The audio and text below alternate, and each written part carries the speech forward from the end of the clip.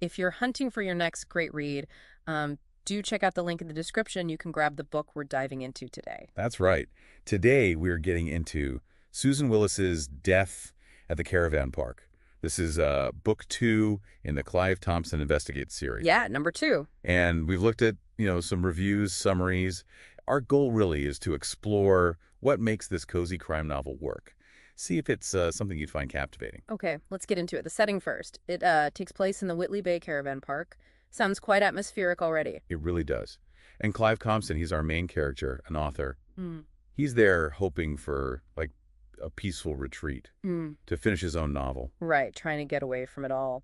And he meets the park manager, Liz Matthews. Yep, Liz. She gives him a warm welcome.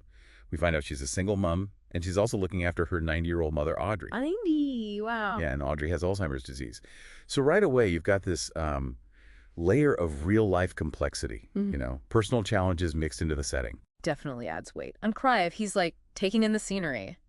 The view from his veranda, the sea, St. Mary's Lighthouse. Sounds lovely. Paints a picture, doesn't it? He's meeting neighbors, settling in. It's that calm. Yeah.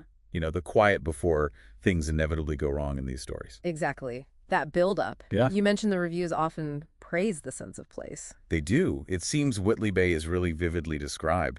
But, that calm doesn't last. During the night, Audrey goes missing. Okay. And that must be just terrible for Liz. Oh, immense worry, as you'd expect. The police get involved naturally. They start an investigation. Standard procedure. But Clive. Well, this is where it gets interesting. Typical cozy crime style. Clive apparently feels the police aren't quite doing enough. Or maybe not looking in the right places. So he decides to step in himself, the amateur sleuth. Exactly. He starts his own investigation. Maybe it's the writer in him, that curiosity, or perhaps just wanted to help Liz. It kicks the plot into gear. And speaking of writers, I saw something really intriguing in the summaries. You actually get bits of Clive's own crime novel within this book. Yeah, like a book within a book. It's a neat device. How do you think that works? Does it mirror the main plot? It could do lots of things. Yeah. Maybe it reflects on the mystery genre itself or gives us clues, or maybe just adds depth to Clive's character, shows us how his creative mind processes things, maybe even the crime unfolding around him. That's fascinating, getting 2 mysteries for the price of 1, almost. And it's not just Clive's head we're in, right? The story isn't only from his perspective. Good point. While it's mainly Clive's point of view, apparently there are chapters interspersed from other characters' perspectives. Ooh, okay. And the reviews hinted that this shows everyone has secrets. Pretty much. A great way to sow suspicion, isn't it? You get these little glimpses, maybe unreliable ones, suggesting nobody's telling the whole truth. Keeps the reader guessing. Definitely sounds like it. And then the situation escalates quite dramatically. Audrey isn't just missing anymore. No. She's eventually found dead.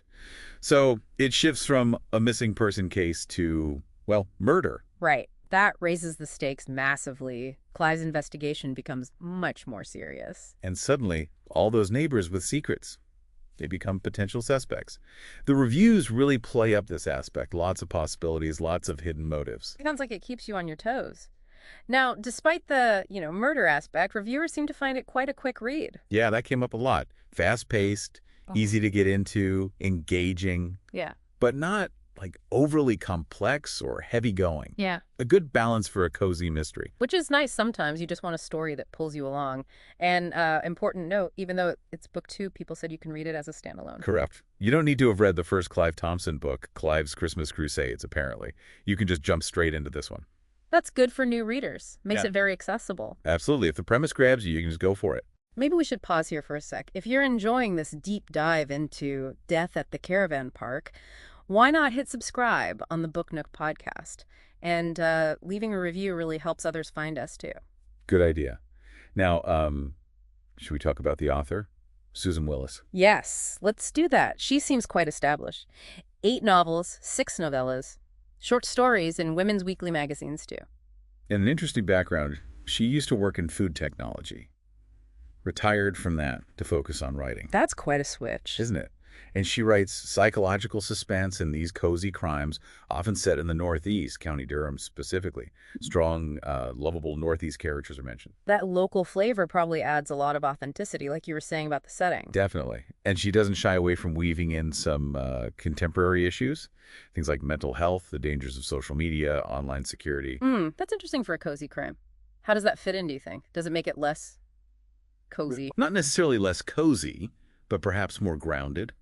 It can add relevance, make the characters' worlds feel a bit more like our own, even amidst the mystery plot. Gives it maybe a touch more substance.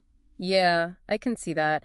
Now, Clive himself, we know he's the investigator, but what's he like as a character? The reviews seem positive. Very positive. He comes across as really likable, someone readers root for, and apparently his character continues to develop even in the second book, making him feel, more real. That's key, isn't it? You need to care about the person solving the crime. Absolutely crucial. Yeah. If you're invested in Clive, you're invested in the whole story. And we touched on the setting, Whitley Bay.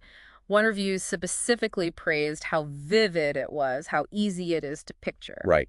That strong sense of place again.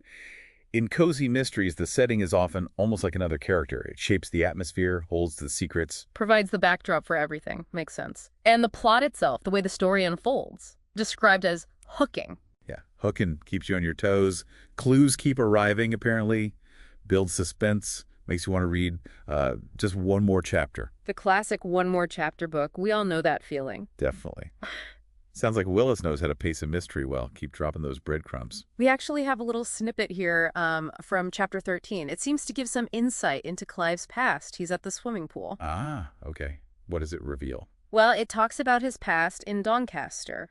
A troubled upbringing, it sounds like. Some petty crime, alcohol issues, even time in a young offenders institution. Wow. Okay. That adds quite a bit of depth to the likable author character. Doesn't it? It suggests that experience was a real turning point for him. He decided to change his life. That kind of backstory makes a character so much more interesting.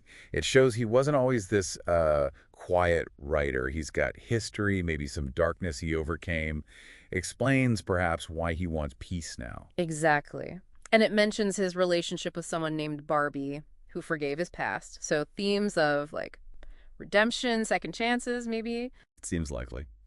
And the swimming itself, in the excerpt, it brings him peace, harmony, a contrast to the investigation's chaos. Yeah, it makes him feel much more rounded, not just a plot device to solve the crime, but a person with baggage and coping mechanisms. For sure. Those moments really ground the character. So putting it all together, Death at the Caravan Park, it sounds like a really solid, cozy mystery. You've got the intriguing setting, the likable investigator with a bit of a past. And a cast full of secrets, the heightened stakes with Audrey's death, that clever book within a book element, and multiple viewpoints to keep you guessing. Plus, it's a quick, engaging read that you can pick up even if you miss the first one. Seems like it ticks a lot of boxes for mystery fans. It really does. And the way it seems to blend the classic cozy elements with touches of contemporary life and character depth sounds quite appealing. Definitely. So if you're after a mystery that's got atmosphere, secrets, a character you can get behind, and keeps you turning the pages, this sounds like a strong contender.